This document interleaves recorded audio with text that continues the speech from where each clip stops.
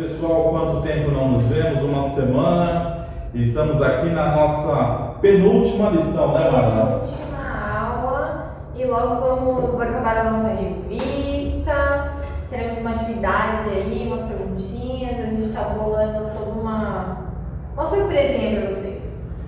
Se Deus quiser, vocês vão ter muita coisa para fazer. Depois.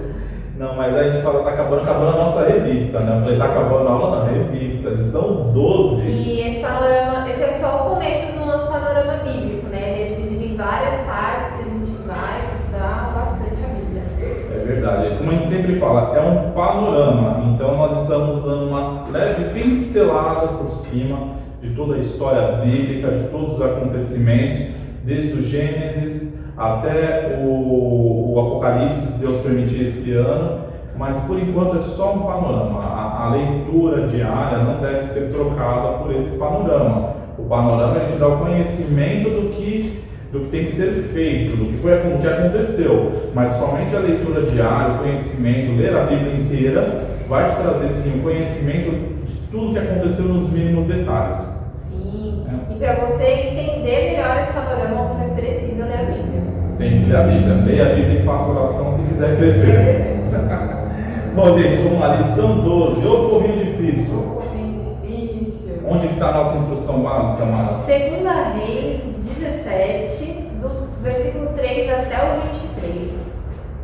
2 Reis 17, do 3 ao 23. Tem que repetir porque na aula eles estão perguntando várias vezes. Qual que é o texto? Está escrito lá nas lives, mas eles perguntam. E tá na sua revista também, né? Está na revista aqui, ó, a revistinha que você conhece muito bem. Lá em cima tem todo o caminho que a gente vai seguir aqui. Então, 2 Reis 17. Isso. Do 3 ao 23. A gente vai ler de todo? Vamos ler de todo, então. Pode ler de todo. Tá bom. Então, a gente pode fazer assim, Mayra. Você quer ler um, eu leio o outro? Ou ler tudo de uma vez? Como você quer ler? Não, pode ser, a gente lê um e você lê o outro. A gente vai alternando, né? Então eu vou começar. Começando no 3, vamos lá. A queda de Samaria e o cativeiro de Israel. Contra ele subiu Salmanassé, rei da Síria. Oséias ficou sendo servo dele e lhe pagava tributo. Porém, o rei da Síria achou Oséias em conspiração, porque enviara mensageiros a Sou, rei do Egito, e não pagava tributo ao rei da Síria, como dantes fazia de ano em ano. Por isso, o rei da Síria o encerrou em grilhões, num cárcere. Porque o rei da Síria passou por toda a terra, subiu a Samaria e a sitiou por 3 anos. No ano 9 de Oséias, o rei da Síria tomou a Samaria e transportou a Israel para a Síria, e os fez habitar em Ala, junto a Abor e ao rio Gozã, nas cidades dos Médios. Tal sucedeu porque os filhos de Israel pecaram contra o Senhor, seu Deus, que o fizera subir da terra do Egito, debaixo da mão de Faraó, rei do Egito, e temeram a outros deuses. Andaram nos estatutos das nações que o Senhor lançara de diante dos filhos de Israel, e nos costumes estabelecidos pelos reis de Israel. Os filhos de Israel fizeram contra o Senhor, seu Deus, o que não era reto. Edificaram para si altos em todas as suas cidades, desde as atalaias dos vigias até a cidade fortificada. Levantaram para si colunas e postes ídolos em todos os altos e os altos outeiros e debaixo de todas as árvores frondosas. Queimaram ali incenso em todos os altos, como as nações que o Senhor expulsara diante deles. Cometeram ações perversas para provocarem o Senhor a ira. E serviram os ídolos, dos quais o Senhor lhes tinha dito: não fareis essas coisas. O Senhor advertiu a Israel e a Judá por intermédio de todos os profetas e de todos os videntes, dizendo: voltai-vos dos vossos maus caminhos e guardai os meus mandamentos e os meus estatutos, segundo toda a lei que prescrevi a vossos pais e que vos enviei por intermédio dos meus servos, os profetas. Porém, não deram ouvidos, antes se tornaram obstinados, de dura cerviz, como seus pais, que não creram no Senhor, seu Deus. Rejeitaram os estatutos e a aliança que fizera com seus pais, como também as suas advertências com que protestaram contra eles. Seguiram os ídolos e se tornaram vãos, e seguiram as nações que estavam em derredor deles, das quais o Senhor lhe havia ordenado que não imitassem. Desprezaram todos os mandamentos do Senhor, seu Deus, e fizeram para si imagens de fundição, 2 bezerros, fizeram poste ídolo e adoraram todo o exército do céu, e serviram a Baal. Também queimaram seus filhos e suas filhas como sacrifício, deram-se à prática de adivinhações e criam em agouros, e venderam-se para fazer o que era mal perante o Senhor, para que o provocarem a ira. Pelo que o Senhor muito se indignou contra Israel, e o afastou da sua presença, e nada mais ficou, senão a tribo de Judá. Também Judá não agradou os mandamentos do Senhor, seu Deus. Antes, andaram nos costumes que Israel introduziu. Pelo que o Senhor rejeitou toda a descendência de Israel, e os afligiu, e os entregou nas mãos dos despojadores, até que os expulsou da sua presença. Pois quando ele rasgou a Israel da casa de Davi, e eles fizeram um rei em Jeroboão, filho de Nebate, Jeroboão apartou a Israel de seguir o Senhor, e o fez cometer grande pecado. Assim andaram os filhos de Israel em todos os pecados que Jeroboão tinha cometido.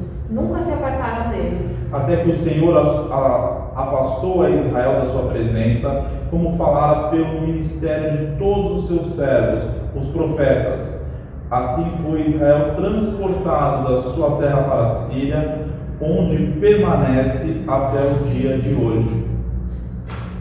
Quer dizer, só fizeram coisa errada. Olha, é engraçado, porque se a gente reparar o reino, né, a questão do reino de Israel, né, o povo queria um rei, eles estavam assim, né, aí de repente fizeram assim, questão do reino, só coisa errada. Tá mais inclinada que a curva do coronavírus, né? Tá mais inclinada que a curva do coronavírus o negócio. É um texto que, quando nós lemos esse texto, a gente começa a pensar, gente, o que foram os reinados de Israel e de Judá? Né? O que se sucedeu depois de Salomão? Por isso que o tema da nossa aula ele começa lá, o povinho difícil. Sim, aqui, né, no texto que a gente leu, o que estava acontecendo, né? Oséias, ele foi o último rei de Israel e ele se recusou a pagar o tributo, né, pro rei da Síria, e por isso a nação foi invadida, né?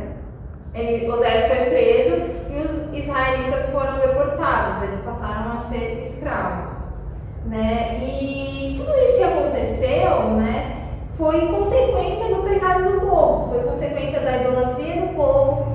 Mesma coisa que a gente falou lá na aula de Salomão, né? Eles sabiam que eles não poderiam servir a outros deuses, mas mesmo assim eles continuaram no pecado, né? De adorar outros deuses. O versículo 7 ele fala disso, né? Ele fala assim, tal sucedeu tal coisa, né? Tal coisa sucedeu porque os filhos de Israel pecaram contra o Senhor seu Deus, que os fizeram subir da terra do Egito, debaixo da mão de Faraó, rei do Egito, e temeram outros deuses. Ou seja, aquele Deus que libertou Deus libertou eles lá do Egito. E é muito bom a gente sempre lembrar isso, né? Foram 400 anos no Egito. Quando você vai ler o Êxodo, você vê lá Deus falando a Moisés, porque eu vi subir o clamor do meu povo. E isso é muito forte, né? Deus ouviu a voz do povo que clamava por misericórdia e com mão pesada pesou sobre o Egito, libertou aquele povo, deu de comer no deserto, as roupas não se acabavam de dia, nuvem de noite, coluna de fogo.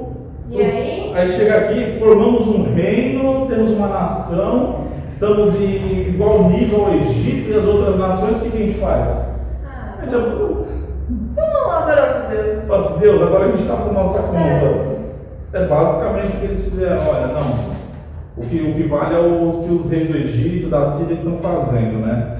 E é complicado, porque a aliança, que nós sempre falamos, a questão da fidelidade, a questão de servir ao Senhor, quando a aliança com o Senhor é quebrada, a gente sofre as consequências disso, né? E não foi diferente com o povo de Israel.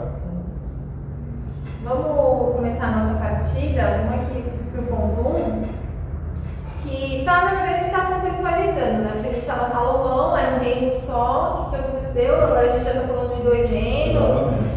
Vamos lá, vamos por partes. Quando Davi foi coroado rei, ele cantou: ó, como é bom viverem unidos os irmãos. Mas essa união acabou quando seu neto Roboão assumiu o trono. Houve uma terrível rebelião e o povo de Deus se dividiu em 2 reinos: o reino do norte, que ficou mais conhecido como Israel, e o reino do sul, que ficou conhecido como Judá. O que aconteceu? Quando o Roboão ele foi rei, né, durante o seu reinado, o povo pagava muitos tributos, né? E aí o pessoal foi falar assim para ele: olha, diminui a nossa carga tributária porque está muito pesado, a gente está tendo que trabalhar muito, né, mais do que a gente consegue. E o Roboão, em vez de ele pegar o conselho com os anciãos, que eram sábios, que já tinham tido experiências, né, que já tinham ajudado nos reinados anteriores, não, ele foi dar uma mãozão, né, e foi pegar a experiência com os amigos dele. Né? E aí, o que eu faço? E aí, ele se colocou numa situação muito complicada, porque ele falou assim: eu vou ser mais, meu pai era duro, eu vou ser mais bravo que ele, eu quero ser mais forte do que ele, né, eu quero me mostrar mais imponente. Então ele foi e duplicou os impostos, né, a carga tributária que o povo tinha que pagar. Então pro povo ficou muito penoso e o povo se rebelou contra ele.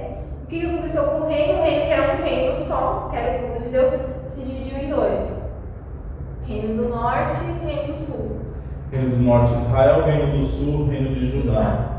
E é muito interessante isso, porque a gente vai ver um pouquinho da história de Roboão e fala: poxa, o Senhor ele sempre enfatizou a questão dos profetas, dos anciãos, né?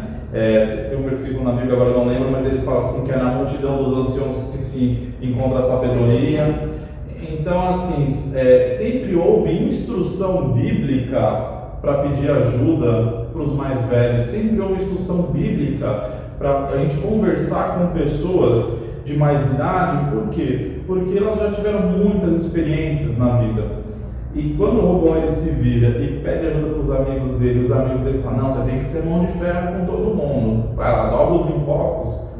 Aí o reino se divide, né? Eu acho que a gente pensando assim, né, é a mesma coisa que aquele cristão que ele tá com um problema e aí ele vai pedir conselho com um amigo da escola que não é cristão, né? Ele tá passando por uma situação, para quem que eu vou pedir conselho, né? Quem que tem sabedoria? Vou pedir para um irmão da igreja? Não, vou pedir meu colega da escola, né? E vou pedir para aquele menino que mais zoa todo mundo. Que mais o pior, vou pedir conselho para aquele, né? Lá. Aquele cara maduro lá, que dá um exemplo de vida, aquele cara legalzão, né? E aqui, né, Roboão, ele foi diferente do pai dele no sentido assim: Salomão, no começo do seu reinado, buscou o quê? Sabedoria. Sabedoria. Para Deus, sabedoria. Sim. E Roboão foi totalmente insensato, né, nessa decisão. Pois é, e a exemplo de Salomão, ele poderia também ter buscado sabedoria, né?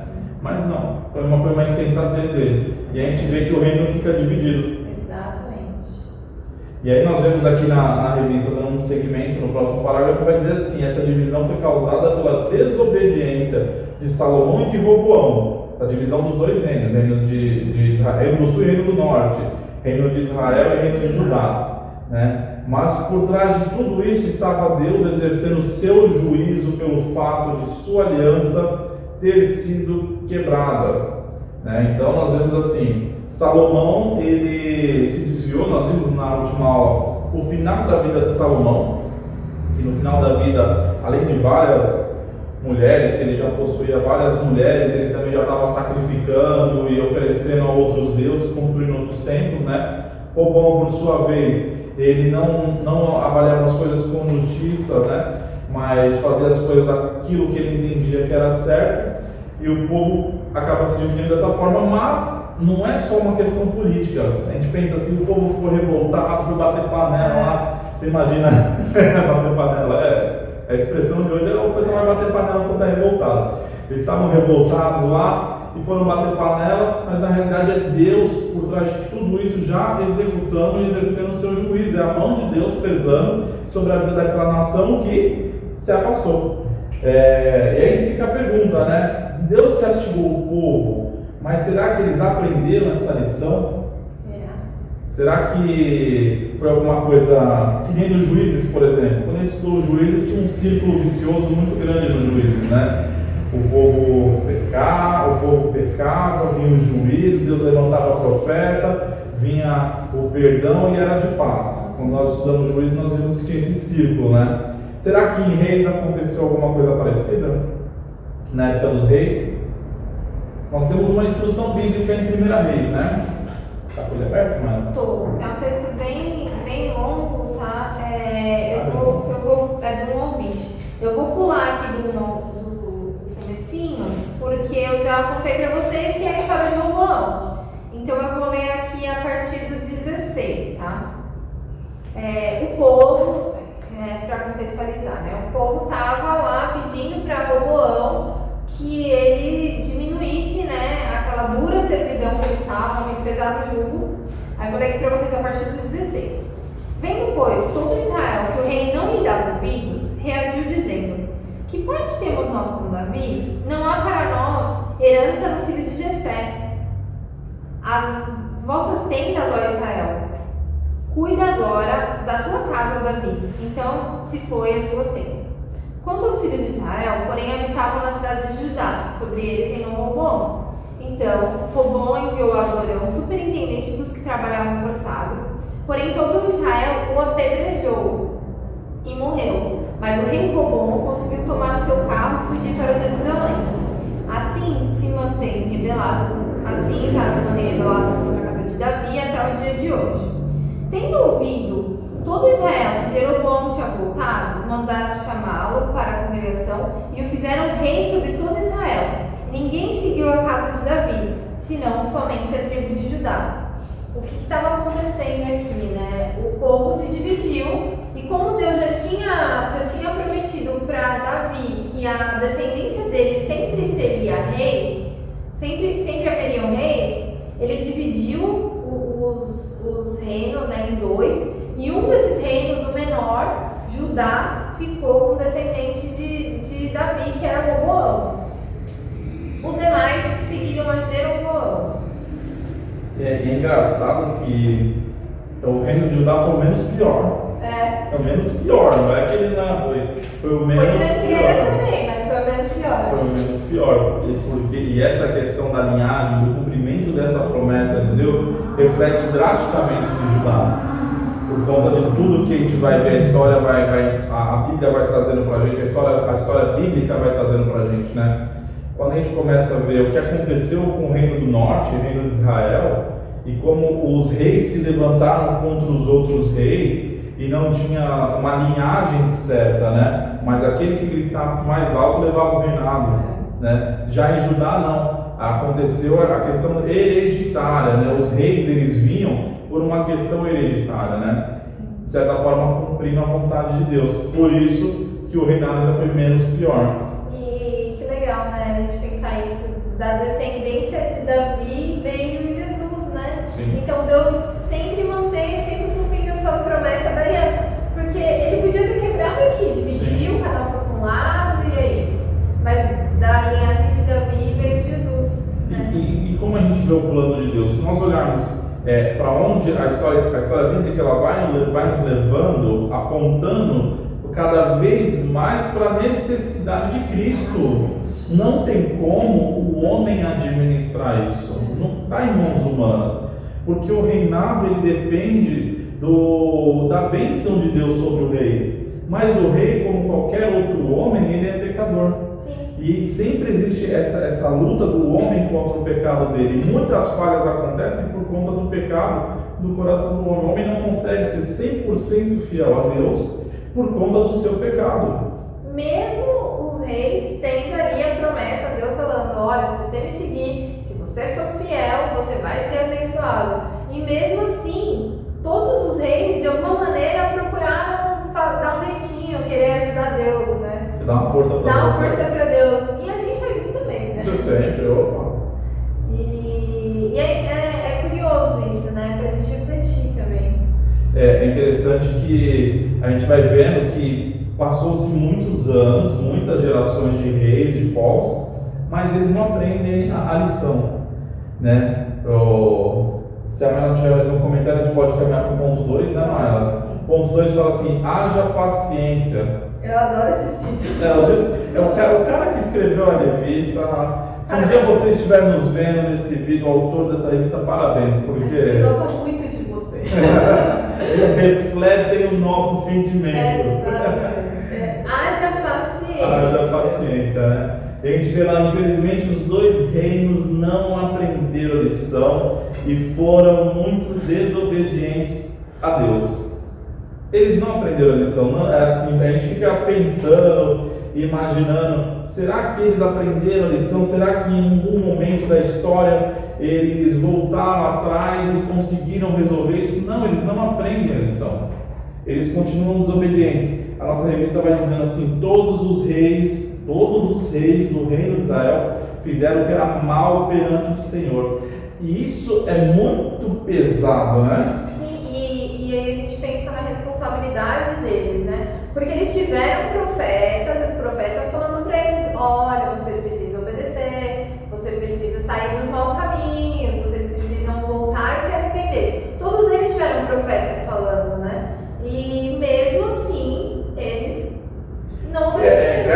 É muito pesado isso, né? A todos eles disseram que era mal. E assim, quando a gente vai ler a palavra, que você vai ver aqui algum rei novo, e o rei é mau, ele fala assim: e fez o que era mal perante o Senhor. Quer ver? Deixa eu ver se eu acho aqui algum exemplo de rei mau.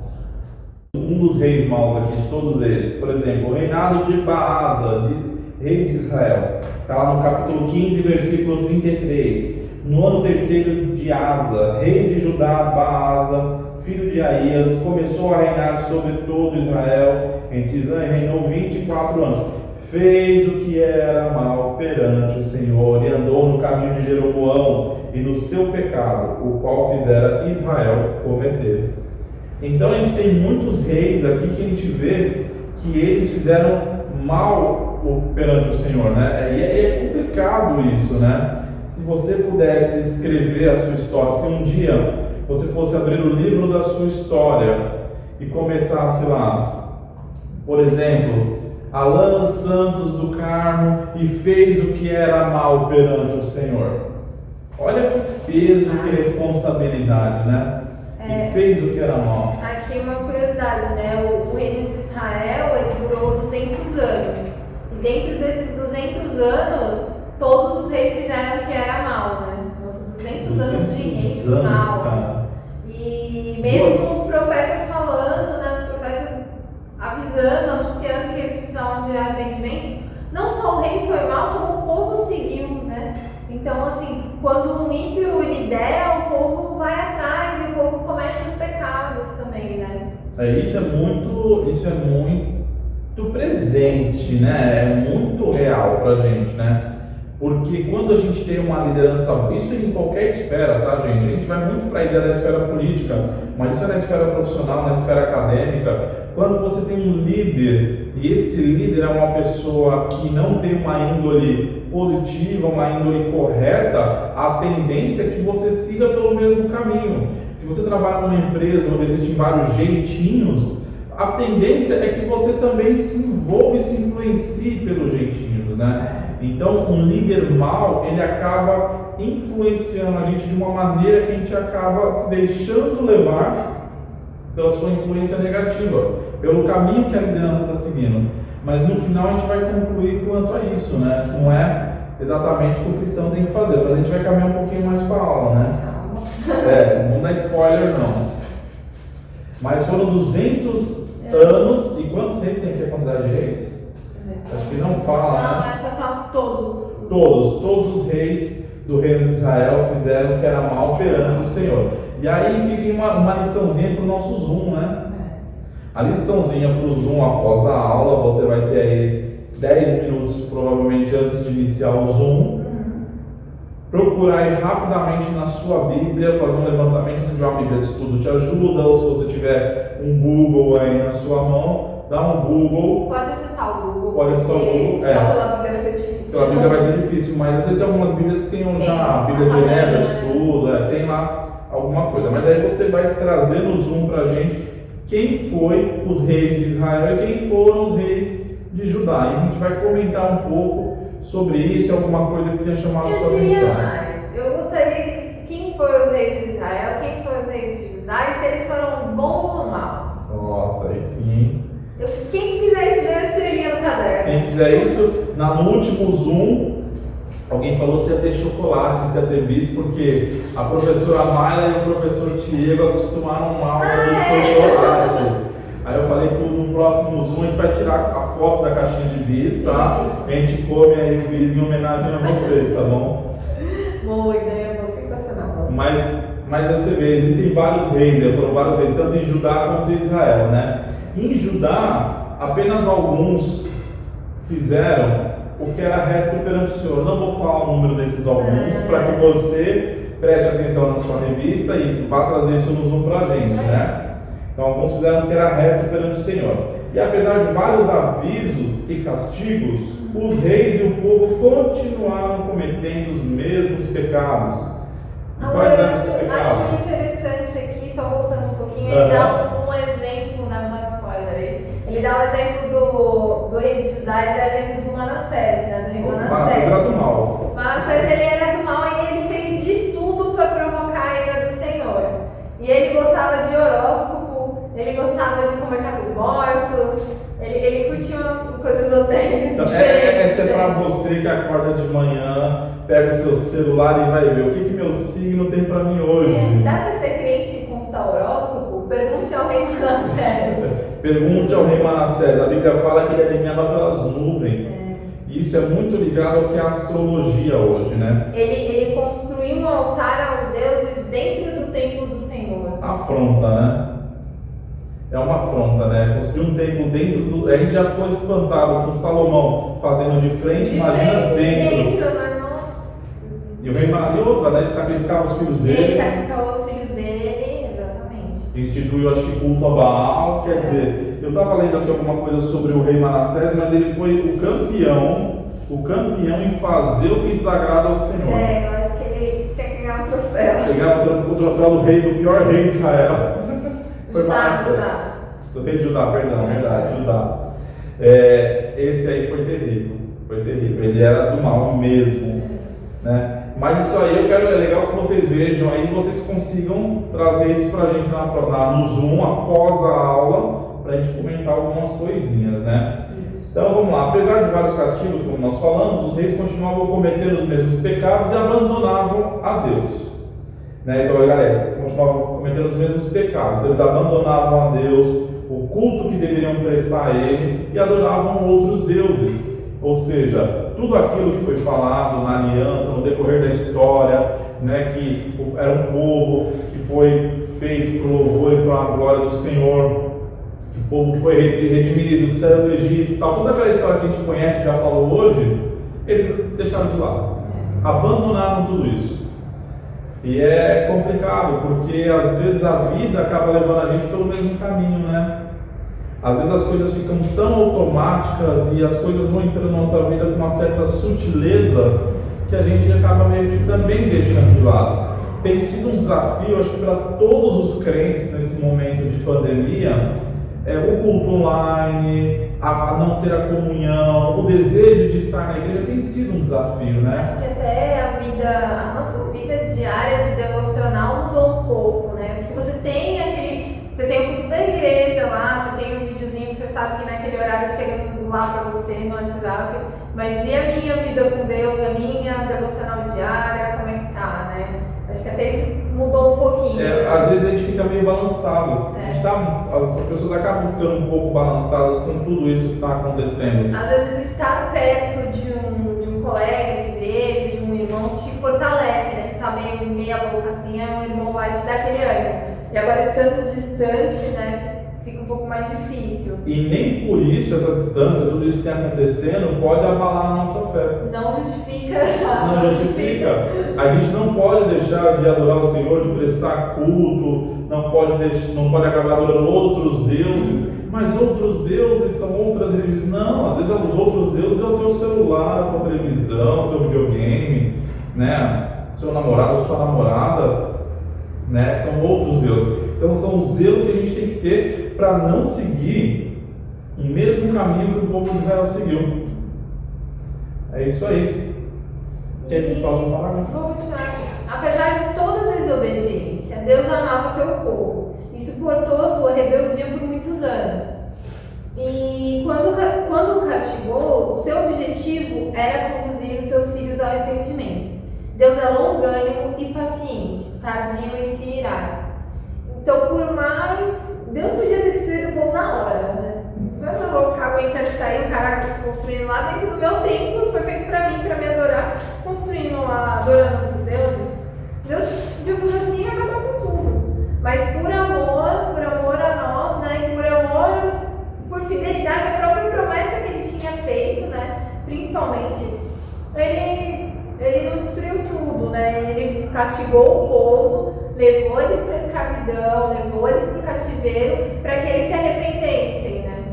E ele vem muito de encontro a parábola do filho pródigo. Sim. Né? Se a gente olha essa parábola, nós vemos o seguinte: o filho que abandona o pai, leva toda a sua herança, fala, não vou ter mais vínculos, talvez nós não vamos nos ver tão em breve, e ele perde tudo e volta para a casa do pai. E ele fala, olha, o senhor pode me tratar como um servo seu, como um escravo, podemos até pôr assim, olha, até os escravos, os servos do meu pai são mais bem tratados do que eu na rua. E o pai recebe ele com todo amor e alegria. E nós vemos que não é muito diferente o que acontece com Israel. Israel, ela abandona Deus, ela sofre no cativeiro em vários e vários, cativeiro babilônico, cativeiro assírio, e o povo sofrendo e sofrendo. E Deus sempre trazendo de volta, resgatando, ensinando, trazendo paz a esse povo, né? Quando vem a disciplina de Deus, é a fim de que o povo se arrependa. A mesma coisa acontece com a gente. Quando a gente erra, Deus vem e disciplina. Mas é para levar a gente para o arrependimento, para a gente voltar para o caminho dele, né? Sim, é que nem a disciplina na igreja, né? Onde é nosso polêmico, disciplina na igreja, assista os cultos de quarta-feira. Se tiver alguma dúvida, pergunta para o pastor na quarta-feira. Pastor Nelson, pastor Cláudio, estamos postos aí, mentes e corações abertos para responder as suas dúvidas. Mas vamos falar de disciplina na igreja. Para que serve a disciplina na igreja? É para constranger o irmãozinho?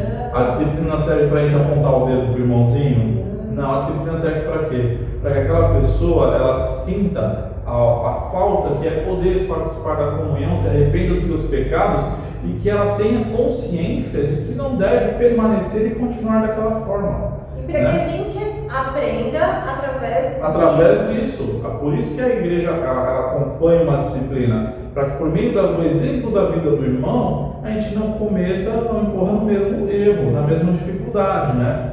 E cabe um adendo, sai um pouco da aula, mas cabe um adendo, que o irmão, quando é disciplinado, cabe a nós amá-lo. Cabe a nós amá-lo, cuidar dele, orar pela vida dele, não julgar. Mas isso tacar pedra, né? Não tacar pedra, né?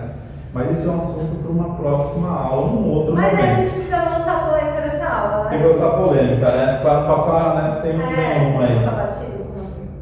Então tem aqui, releia, né?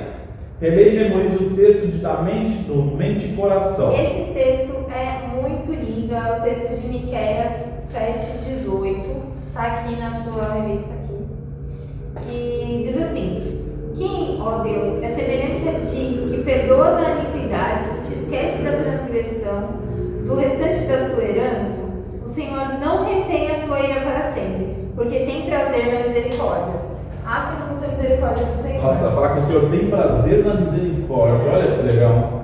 Ele esquece, a palavra ele esquece as nossas transgressões, ele esquece. Esquecer é algo também muito importante, né? Porque às vezes a gente fala, perdoa, mas não olha mais na minha cara. Perdoa, mas eu não falo mais com você. Eu não falo mais com você, ó.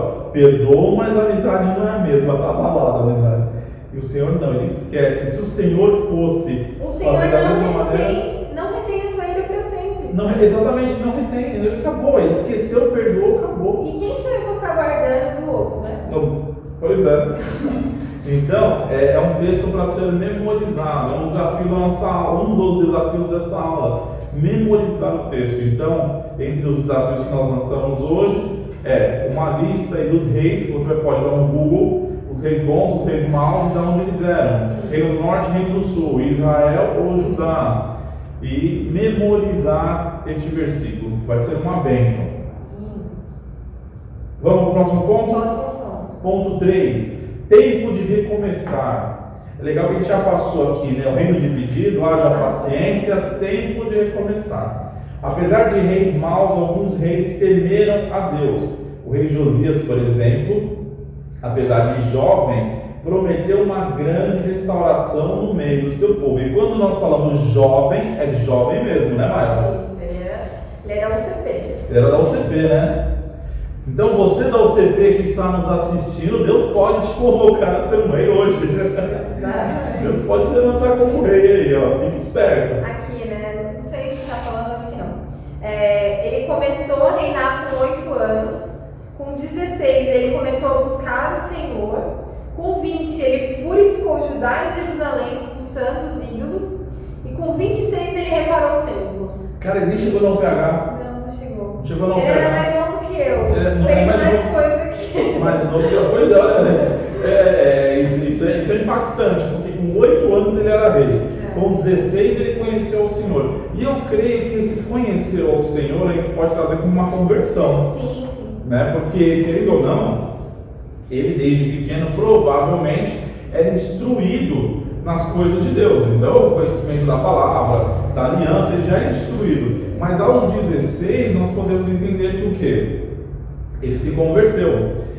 Aqui, segundo Crônicas 34:3, fala: no 8º ano do seu reinado, sendo ainda moço, começou a buscar a Deus de Davi, seu pai. E aí fala: no 10º ano, começou a purificar Judá e Jerusalém dos altos, dos postes ídolos e das imagens de escultura e de fundição. Então eu acredito assim, com 8 anos, mas aos 16 ele se converteu, ele teve esse momento da conversão, né? Mas aqui fala que ele fez o que era reto e andou em todo o caminho de Davi. Então ele conhecia, né? Desde criança ele foi instruído ali. Acredito que com 16 anos ele começou a ter mais poder como rei, né? Mas Passou autoridade, mais né? Autonomia até para Também governar. autonomia, isso. Pensando na maioridade deles, lá com 12 anos ele já... E pensando também que com 8, ali seria um cargo simbólico, porque não tinha quem assumisse, então ele vai assumir com 8. Mas depois de toda a preparação, talvez o reinado de fato aconteceu aos 16 também, né? Mas não isenta ele da responsabilidade, Não, né? não, Com 8 não. anos ele já assumiu uma grande responsabilidade. Então o CP, fica a dica. Você vê, ó, fica esperto aí, de repente. Vale a vida. Você pode ser eleito presbítero, não, brincadeira. É brincadeira. Então vamos lá. A gente viu que Josias foi um grande exemplo de jovem, de moço que serviu a Deus, né? E um grande exemplo de um rei bom. Então nós vemos que Deus ele é fiel à sua aliança, sempre levanta servos fiéis e concede a esperança de um novo começo. Deus concede a oportunidade para que seu povo se arrependa e volte para Ele. Temos um texto aí de 2 Crônicas 34, né? Vai do 1 ao 8. Quem está contando a É o texto que ele está contando a história dele, né? Início de Josias. É legal você ler em casa, você vai ter que ler em casa para você fazer a nossa atividade. E tá explicando sobre a vida de Josias. Mas é uma coisa interessante, né? Vou fazer em forma de pergunta aqui, ó. O que a gente pode aprender, que lição prática a gente pode tirar com os reis que foram maus? O que você acha que a gente pode aprender com eles? Aqui, olha, uma lição prática rápida é que se afastar do Senhor é o pior caminho. Que independente de que se você tem 8 anos de idade, se você tem 50 anos de idade, se você um rei de 8 anos que talvez não soubesse nem ler e escrever, tira aí os outros reis, doutores, né, entre outras coisas, se você não tem temor a Deus, esquece. Se você não tem ali aquela intimidade com Deus, né, confiança na palavra de Deus, que é a orientação de Davi para Salomão, ser corajoso, ser homem. Semana passada a gente falou sobre ser homem. Quem estava na aula sabe o que a gente está falando. Eu fico pensando sobre o ponto de vista do povo também, né, que a gente pode aprender com os reis maus, não se deixar influenciar pela maioria, né? Porque todo o povo seguia no pecado. E às vezes a gente pode ter situações que até dentro da igreja tem aquele que fala que é crente, mas faz tudo errado, sabe? Faz tudo que não tá certo. E às vezes você pode deixar essa pessoa te influenciar, mesmo você sabendo o que é o certo, o que Deus exige. Então, eu acho que também uma coisa que a gente pode aprender, né, com os reis maus e com o povo é não se deixar influenciar, né? Mesmo porque muitos reis, eles foram seguindo o que seus pais fizeram. Ah, o pai do rei mau foi um rei mau, então foi indo. É o famoso filho de peixe, peixinho, né? Bem por aí. Isso é muito comum na nossa cultura, acho que na humanidade como um todo, né? Quem não se espelha no seu pai, na sua mãe quando é criança? Né? Nós temos nossos pais como os nossos heróis, né? Mas aí a gente tem que às vezes pôr o pezinho no chão e falar: nosso pai é nosso herói de fato, são pessoas que nos criaram, que nos deram a vida, mas não deixam de ser homens e mulheres pecadores, né?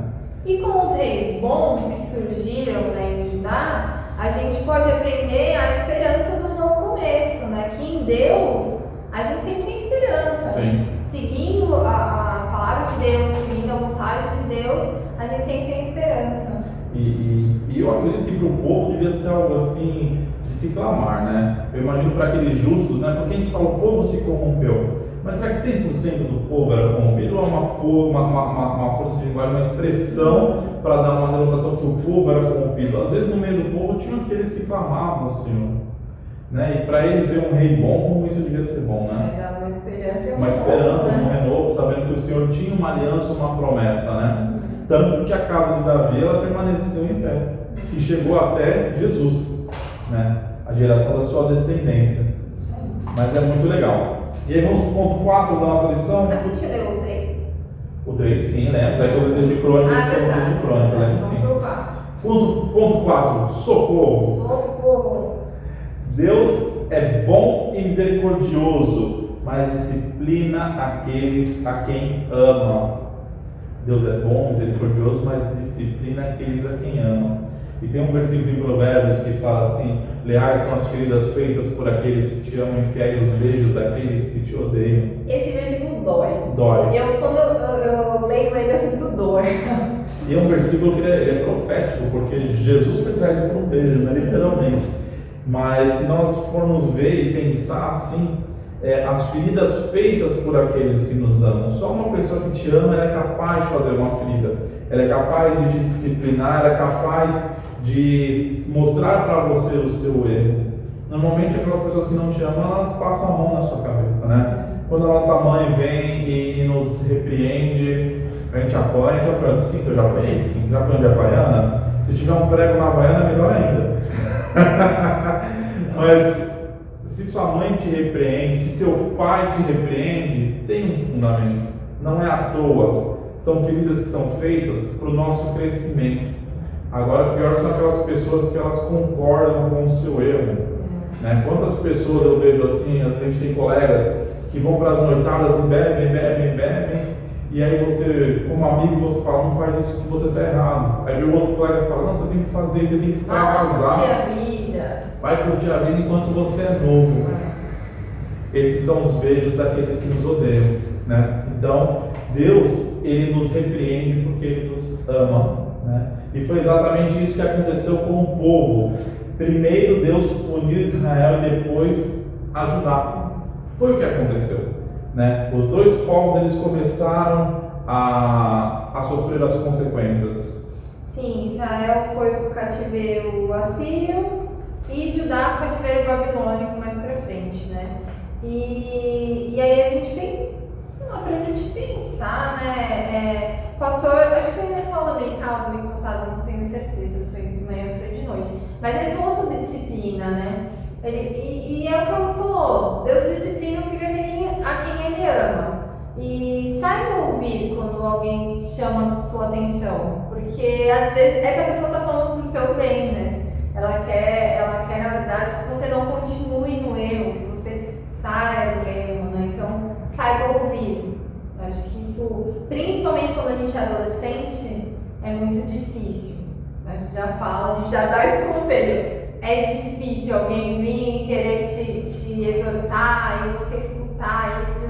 A gente acha que a gente sabe tudo, mas não é bem assim, né? É uma coisa que é engraçada é quando a gente cresce, né? Porque quando a gente é novo, parece que nosso pai e nossa mãe não falam nada com sentido. Não tem sentido, eles não sabem o que eles estão falando, eles não vivem o que eu estou vivendo. E depois que você cresce, que você vai ficando adulto, que você começa a pagar boleto, aí você começa a amadurecer e falar, poxa, meu pai tinha razão. A gente começa a ouvir mais os nossos pais, a gente fica mais tolerante, mais compreensivo e mais aberto para escutar a orientação deles, né?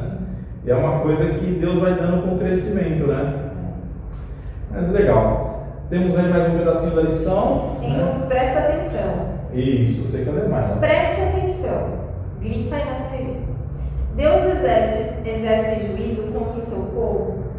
Sempre que seus filhos insistirem em andar em desobediência, Ele os punirá. Sempre que você andar em desobediência, Deus vai punir. Para te levar aonde? Para te levar ao arrependimento. Não é porque Deus acha legal isso, mas é para te levar ao arrependimento. É claro que de um modo diferente do que aconteceu com Israel e Judá. Provavelmente, se você cometer algum erro, você não vai ser escravizado, mas com certeza você vai ser punido. Mas Ele agirá para que eles se arrependam e sejam fiéis a Ele. É isso que Deus quer, né? Nossa fidelidade, nosso arrependimento. E como é importante, né? A gente se arrepender e ser fiel a Deus. Muito, muito importante. Quer ir para o ponto final da nossa revista, pit stop. O que o nosso pit stop está fazendo aqui? Hoje eu estou aqui com a minha revista está online, então eu estou me atrapalhando aqui. O pit stop é para você pensar. Como é que está a tua vida com Deus? Você acha que pode melhorar? Será que a tua vida com Deus pode melhorar? Você precisa se reconciliar. Se você precisa se reconciliar, se tem alguma coisa que pode melhorar, faz isso hoje. Não espera para amanhã. Toma essa decisão hoje. Agora é o momento. Não demora. E é para ontem. É para ontem. Porque quando a gente pergunta para a gente mesmo, né? Como está a sua vida com Deus? Você pode melhorar? Claro que você pode melhorar. Não tem como não melhorar a sua vida com Deus, né? Se você falar assim, eu estou no ápice da minha vida com Deus, então você morreu e está na glória. Tem que melhorar todo dia. É o exercício da sua fé, né? É o crescimento, você tem que exercitar a sua fé. E não deixa para depois, né? Porque depois passa, depois... Então, esse negócio de deixar para depois é complicado, né? Porque a gente fala, deixa para depois se você morreu hoje. Vamos supor, Então, eu acho que você acordou morto. Essa doença trouxe pra gente algumas reflexões de como a gente é frágil, como a gente é pequeno, como a nossa vida é breve e como a gente precisa de Cristo, como a gente é dependente dele para respirar, que é uma coisa tão simples que a gente às vezes não dá valor, né? E essa doença veio aí pra gente refletir sobre isso, né? É interessante, só um parênteses, eu vi uma nota, acho que o mundo inteiro viu uma nota da filha do dono, o presidente do Banco Santander, que parece que a filha dele soltou uma nota comentando assim: meu pai, um dos homens mais ricos do mundo, morreu com falta daquilo que é de graça, o ar. E aí quando a gente pensa, o ar é de graça, é graça de Deus para as nossas vidas. É graça de Deus para as nossas vidas, né? Então a gente tem que pensar que a graça é algo que nós não merecemos, mas Deus nos dá. E nós temos que tirar, eu não falo tirar proveito, parece algo meio egoísta, mas nós temos que, de fato, aproveitar, usufruir da graça de Deus todos os dias da nossa vida. E como que a gente vai usufruir da graça de Deus? É nos reconciliando, é melhorando o nosso... É o texto base aqui do Mente e Coração. Deus tem prazer com a misericórdia. Ele se alegra de você se achegar a Ele e pedir perdão e falar: Deus, eu quero melhorar. Eu quero ter mais comunhão contigo. Deus tem prazer na misericórdia.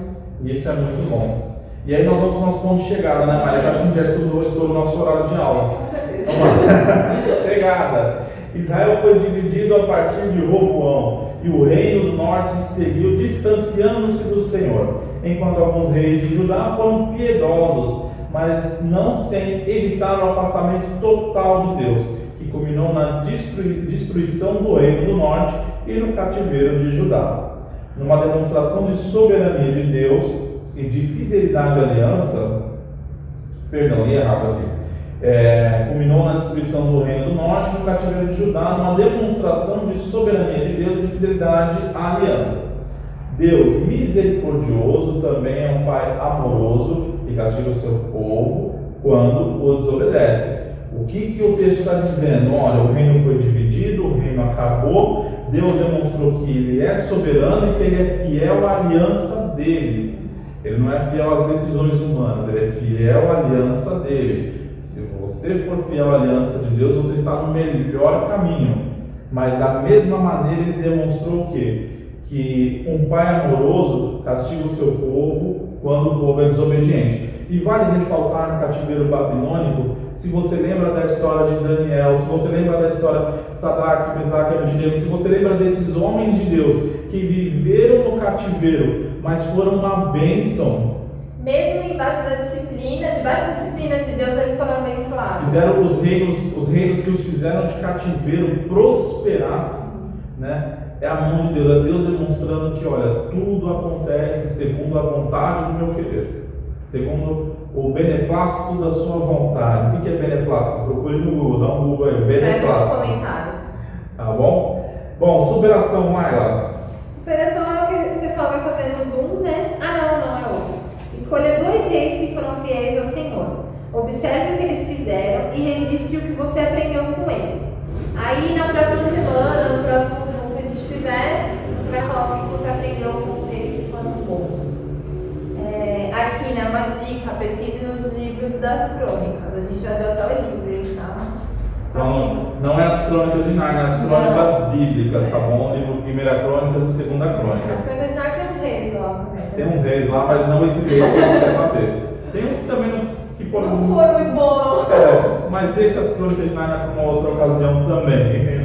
Mas é isso aí. Então tá bom, que Deus abençoe a sua vida. Daqui a pouco nós temos o Zoom. Acho que a nossa aula estourou um pouquinho o tempo, mas 10 minutinhos após o término do vídeo, pode ficar preparado para entrar no Zoom para a gente ter um bate-papo, tá bom?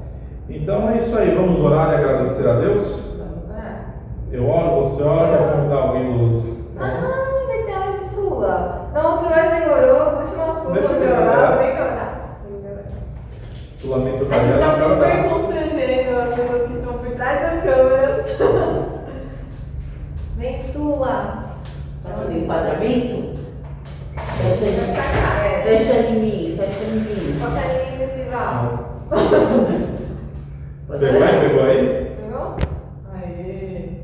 Corta pra mim. Nós temos um cameraman profissional aqui, ó. Vamos orar? Senhor, meu Deus, meu Pai, em nome de Jesus, queremos te agradecer, Pai, pelo teu cuidado, Senhor. É verdade que nós estamos passando por um momento muito difícil, Senhor, em todo mundo, mas nós sabemos que o Senhor tem cuidado de nós, Senhor. Nos perdoa, Pai, porque quando nós começamos a estudar a sua aula, Senhor, nós percebemos o quão falho nós estamos sendo, Senhor, que nós possamos olhar para nós, Senhor, e enxergar, Senhor, as nossas fraquezas, Pai, para que nós possamos te servir melhor, Senhor. Nos abençoa, Senhor, abre nossos corações para que a gente possa entender a sua palavra, em nome de Jesus. Amém. Amém. Gente, Deus abençoe e até daqui a pouco. Tchau.